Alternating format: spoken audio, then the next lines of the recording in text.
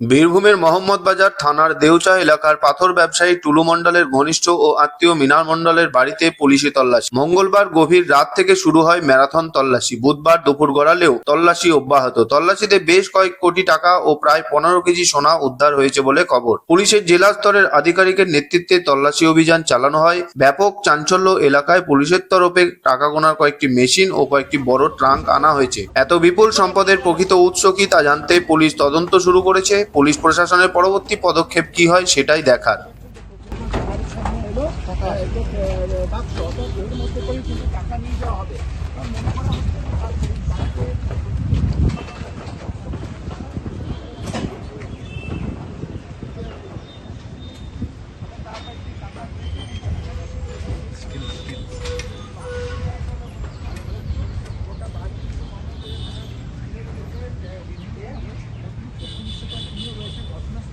এবং সেখানে দেখতেই পাচ্ছে যে যে টাকাগুলোর বাক্স সেগুলো নিয়ে আসা হলো আর তার আগেই কিন্তু তোমার